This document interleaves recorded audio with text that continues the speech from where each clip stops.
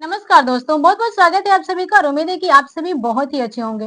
दोस्तों, पाकिस्तान एक ऐसा मुल्क है जो खुद को इस्लामिक दुनिया का रहनुमा बताता है, लेकिन आज उसकी सरहदों से ज्यादा आग उसके अपने घर के अंदर ही जल रही है। पीओके और बलूचिस्तान की बगावत अब तक शांत नहीं हुई और अब इसमें आग में घी डालने का काम सिंध और पंजाब की लड़ाई ने कर दिया है। दोस्तों, पाकिस्तान के दो सबसे अहम सूबे अब एक दूसरे के आमने सामने हैं और ये जंग सिर्फ जुबानी नहीं बल्कि सत्ता के गलियारों में भूचाल मचा चुकी है। सवाल उठ रहा है दोस्तों कि क्या पाकिस्तान अब टुकड़ों में बंटने की राह पर है? क्या शहबाज शरीफ की सरकार अब बिखरने वाली है? दोस्तों, पाकिस्तान इस वक्त कई मोर्चों पर लड़ रहा है। एक तरफ पीओके यानी कि पाकिस्तान ऑक्युपाइड कश्मीर में लोग सड़कों पर हैं। वहां पाकिस्तान के खिलाफ बगावत खुलकर सामने आ चुकी है। दूसरी ओर बलूचिस्तान में दशकों से जारी आंदोलन ने अब नया मोड़ ले लिया है और अब जिस देश के दो बड़े प्रांत सिंध और पंजाब अगर आपस में भिड़ जाए तो समझ लीजिए केंद्र की नींव का क्या हाल होने वाला है। और यही यहाँ पे हो रहा है। सिंध में जहां पाकिस्तान पीपल्स पार्टी यानी कि पीपीपी की सरकार है, वहीं पंजाब में पाकिस्तान मुस्लिम लीग नवाज पीएमएल-एन की है। यानी दोनों वो पार्टियां हैं जो मिलकर केंद्र में शहबाज शरीफ की सरकार चला रही हैं। लेकिन अब ये दोनों ही एक दूसरे के खिलाफ मोर्चा खोल चुकी हैं। दोस्तों, इस पूरे झगड़े की शुरुआत हुई है चोलिस्तान नहर प्रोजेक्ट से। अब पाकिस्तान सरकार और सेना ने फैसला किया कि सिंधु नदी का पानी पंजाब के चोलिस्तान रेगिस्तान तक पहुंच जाएगा। इसके लिए 176 किलोमीटर लंबी 6 नहरें बनाने का प्लान था, पर यहीं से सिंध में बगावत शुरू हो जाती है। क्योंकि सिंध की अर्थव्यवस्था जो है, सिंध के किसान, सिंध की खेती, सब कुछ सिंधु नदी के पानी पर निर्भर है।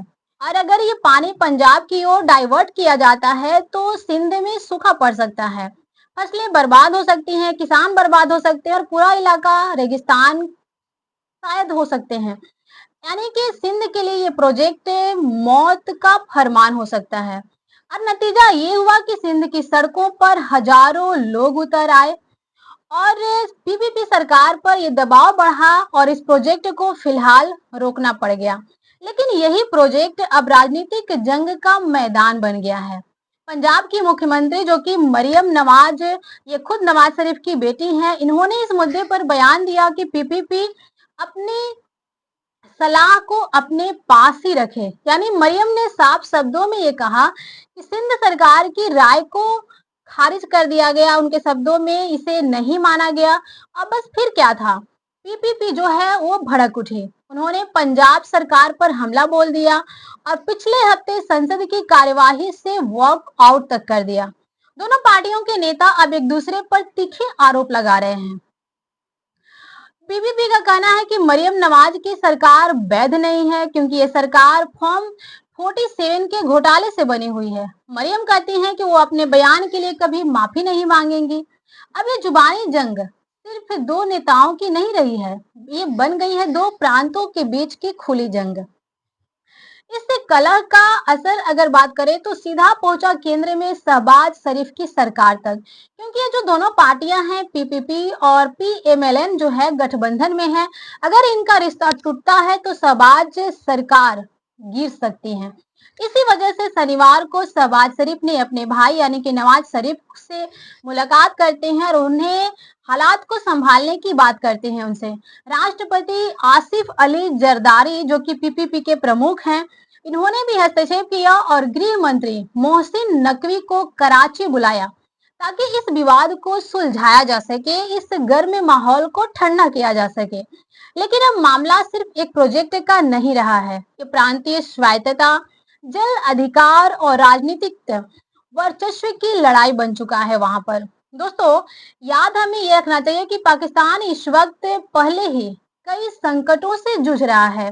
एक तो पीओके में पाकिस्तान विरोधी आंदोलन चल रहे हैं, बलूचिस्तान में भी बगावत, इकोनॉमी की बर्बादी हुई है, आईएमएफ के कर्ज तले दबा हुआ है, इस पे आईएमएफ के कर्ज पे टिका हुआ है बजट, और अब अंदरूनी इस प्रकार के कलह जो हो रहे हैं, ये सब कुछ मिलकर ये संकेत दे रहे हैं कि पाकिस्तान अब खुद ही अपने बोझ तले ढहने लगा है।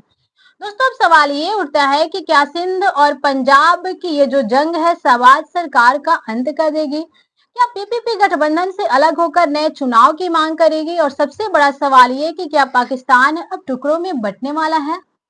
दोस्तों जब देश की जनता भूख से मर रही हो, जब पीओके में लोग आजादी की मांग कर रहे हो, जब बलूचिस्तान बगावत में जल रहा हो और जब पंजाब सिंध आपस में भिड़ रहे हो, तो समझ लीजिए अब उस मुल्क का हाल जो है बहुत बुरा होने वाला है। दोस्तों पाकिस्तान की हालत अब किसी भी लोकतंत्र के लिए एक सबक है।